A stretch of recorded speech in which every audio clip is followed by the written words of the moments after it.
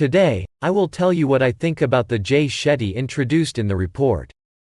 From a biblical point of view, distance, he says, is also a concept introduced in ancient Greek philosophy, where ancient Greek philosophers emphasized distance to recognize things properly. He has been fascinated by a passage from the Manu Sutra, one of the ancient Veda sutras. This is how he interprets the phrase, "If you protect your karma protects you."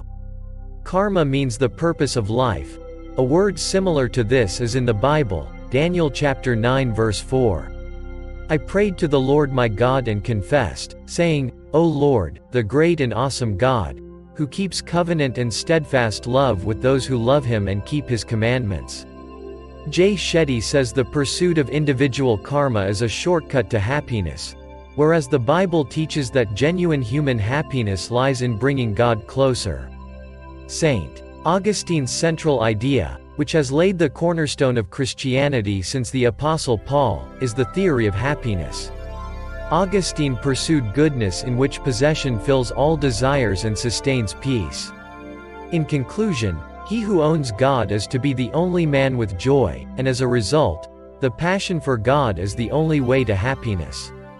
Your soul knows what the best good is. That is God. I honestly don't focus much on happiness, he said. I think happiness is the result of finding our Dhamma rather than any destination. In Jay Shetty's theory of happiness, changing karma to God becomes the Bible's theory of happiness. But the difference is that man, God's creation, can be truly happy when he pursues God. Modern people in the SNS era constantly struggle with a monster called comparison. He says that if we focus on others, we lose our way.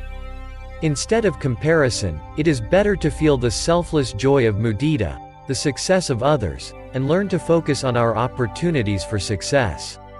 The Bible refers to the irreproachable joy that can be understood by reading Luke chapter 10 verse 41. But the Lord answered her, Martha, you are anxious and troubled about many things. But one thing is necessary. Mary has chosen the good portion, which will not be taken away from her. Many gurus, including him, say empty your mind. But what's empty is bound to be filled with something. This is a more natural phenomenon. Therefore, it is better to fill your heart with good things than open your mind.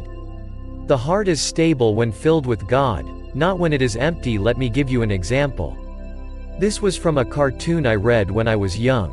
A boy trained in martial arts at Shaolin Temple has completed all the courses, and only the test remains. Among the difficulties he had to pass was crossing the upper stream of the fast-flowing river. Senior trainees with better physical conditions than the boy failed to cross the rapids. But only the boy crossed the fast current. How could the boy have crossed the river? If he were Bear Grylls. The boy went into the water and carried a rock he could lift on his back with buoyancy. So the boy moved the rock and crossed the river little by little without being swept away by the current. Got it? This is how you cross the rapids of life. You can never cross the river when you are out of your mind. Instead, fill your inner side with something reliable that any storm will not shake.